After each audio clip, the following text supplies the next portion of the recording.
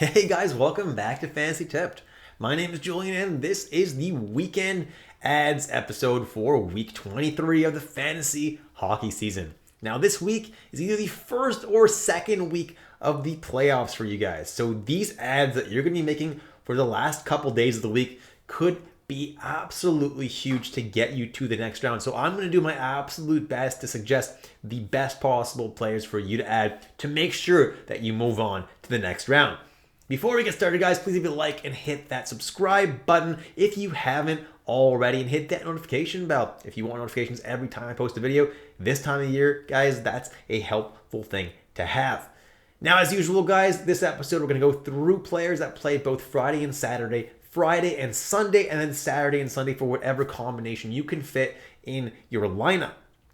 Let's jump into it right now, and let's start with the schedule for week 23. Now, as you can see here, guys, on Friday there are 3 games, on Saturday there are 15, and on Sunday there are 5. So we're going to start with players from teams that play both Friday and Saturday, and the teams that do play all those days are Buffalo, Columbus, New Jersey, and the New York Islanders. The number one guy that I would consider adding for those 2 days, if you need someone to play both Friday and Saturday, is Boone Jenner.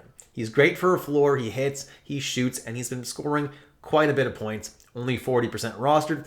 JG Pageau has been quite hot since coming back from injury. 16% rostered. Don't mind that ad. Dylan Cousins has been colder as of late, but 63% rostered and is still a very good option overall. Dawson Mercer has cooled down as well, but still a good option at 68% rostered. Kyle Palmieri at only 3% rostered has been doing very, very well. Anders Lee cooled down a bit, but 56% rostered. I would definitely not hate grabbing him either. And then Pierre Engvall is playing with Brock Nelson right now, is actually quite hot at only 1% rostered and available in 99% of leagues. Then I'd go with Zach Parise, who's playing third line right now with JG Pageau. Then I have Eric Holla, who's playing second line with Hughes and Mercer. Hutch and Fasting, who's playing on that hot line with JG Pageau and Zach Parise. Thomas Tatar, who's third line on New Jersey, so I'm not super high on him. Marchenko's playing top line right now with Liney and with Gaudreau. Kent Johnson playing on the second line with Boone Jenner right now. And then Andre Palat, if you're insanely desperate, but I would avoid him because he's playing third line and is doing absolutely nothing. Now, this is probably the most important part of the video, and honestly, you probably already have players that play on Friday and Sunday because I emphasize this so strongly in my waiver wire video, guys, that the Arizona Coyotes and the Colorado Avalanche play on Wednesday, Friday, and Sunday for those 3 off nights, which are so important. But if for some reason you still haven't added players for these 2 nights, these are the best ones to be adding. Barrett Hayton, 26% rostered, top line, top power play, insanely hot right now. Nick Schmaltz, same thing, 32% rostered. Evan Rodriguez, top line with Nathan McKinnon and Mikko Rantanen, and is 1 injury away from being on that top power play as well. Lawson Krause and Jack McBain playing on the second line in Arizona. They both have stars next to them because they are way more valuable if you have hits in your league.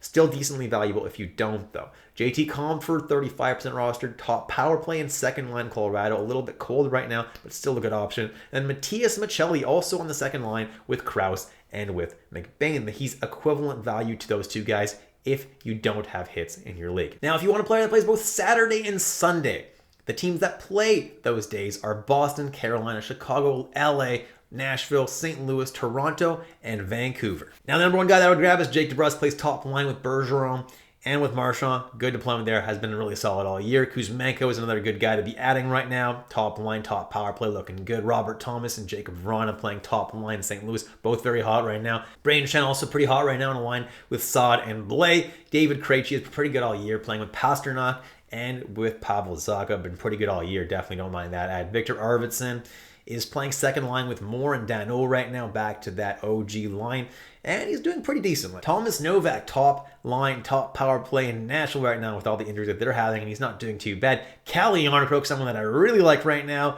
and he continues that hot streak, could be even higher than this on this list, playing with Austin Matthews in the top line, and is getting a lot of points as of late. Philip Dano, second line, and has been pretty solid all year as well in LA. Pavel Zacha with Krejci and Pasternak on the second line. In Boston, definitely great deployment for him, and he's been pretty good lately. Charlie Coyle on the third line has been putting up a lot of points lately. Gabriel Velarde on the third line, also putting up some decent point totals, so I don't hate that ad. Brock Besser, second line, top power play, and then Anthony Beauvillier, top line, second power play. Tyler Bertuzzi, third line Boston, has been doing decently as of late. Sammy Blais, someone that I'm liking as of late, gives you a safe floor with the hits, and is doing pretty well offensively as well on that line with Saad and with Braden Shen. Philip Tomasino, playing top line in Nashville, has been producing. Quinton Byfield, top line and top power play in LA, has been putting up points quite frequently. Not a whole lot of peripherals, but the points keep on coming. Michael Bunting is pretty cold right now on the second line in Toronto, but definitely could turn it around at any time. Jesperi Kotkaniemi, 11% rostered, second line in Carolina. Not overly hot right now, but isn't doing too bad on that line with Tara Vinen. And then Trevor Moore of the LA Kings is currently playing on the second line with Arvidsson and with Philip Dano, and definitely could put up a couple points in those two games. If you need a defenseman, the number one guy to be adding is Bowen Byram if Makar is still out of the lineup. I'm not 100% convinced that Makar will miss more time. I don't know the extent of the injury or what it is exactly. But if he misses time, Bowen Byram is very valuable. And even if Makar is in the lineup, Bowen Byram would only drop a couple of spots here. Juuso Valimaki has been insanely hot, obviously, for Arizona. Those guys have been super good, and he's a top power play guy right now, so he's the second best guy, in my opinion. Dmitry Orlov of the Boston Bruins is good as well. Gives you a pretty safe floor, puts up points often enough. Samuel Girard has been putting up points still. Luke Schenn will give you a safe floor with hits. If you don't have hits in your league, I wouldn't pick up Luke Schenn, but the safe floor should still be there. Tyson Barrie is getting some decent power play time right now with Yossi out of the lineup, but if Yossi comes back, Tyson Barrie does not have that much value, although I would only drop him a couple spots even if Yossi does come back. Matt Watt has been putting up some really nice safe floor with his peripherals and has also been putting up points lately, so Matt Watt, honestly, not a bad ad right now. Jacob Slavin, same thing as Matt Watt right now, putting up points and putting up some decent peripherals. Adam Boquist is a super risky one, is top power play in Columbus, but will he put up points? We don't know. If he doesn't have a whole lot of value. If you need goalies for Sunday, I will be issuing a tweet, but these are the guys that I would go for right now in order. Matt Murray would be the number one guy I would stream if he is getting the start on Sunday. Everybody here on this list has a back-to-back Saturday and Sunday, so it's not necessarily that Murray is going to get the start on Sunday, but if he does, definitely a really good option against Nashville. Phoenix Copley and Thomas Greiss will likely play against each other, and both are decent streamers there. Peter Mrazek against Vancouver, if he comes back from injury that day, should be a decent streamer. Colin Delia against Chicago. He's not a great goalie, but Chicago's not that good, so he should be an okay streamer. Kevin Lankinen had an abysmal game the other night, but against Toronto, it's also going to be pretty tough. Hopefully he can rebound there. And then Ranta or Kochetkov, if Ranta is back, he'll get the start against Boston. If not, it'll be Kochetkov. And Boston's a tough opponent. That's why he's this low on this list. And then Arizona starter, they're alternating 3 goalies. So right now I can't tell you who's going to start on Sunday, but that's against Colorado. So that's not an ideal start either. Keep an eye out, guys, for a tweet that I issue on Saturday to tell you guys which goalies I think will be starting on Sunday. Jumping into the category section of this video now, and if you do need to catch up on shots on goal or just make sure to maintain and win that category, Boone Jenner is the number one guy to be grabbing here. Over 2 games, he'll get you somewhere between 6 and 7 shots, which is pretty good. Then Jake DeBrusk shoots 3 times a game, which is 6 over 2 games.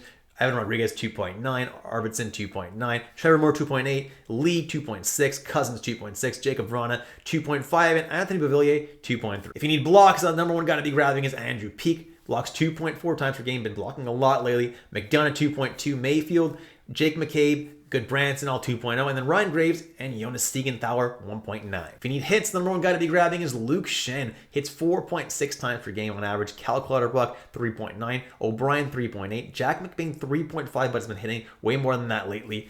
Jeremy Lauzon, 3.6. Jolson, 3.6. Matt Martin, 3.8, but it has not been hitting a whole lot lately. And then Sammy Blais, 3.3.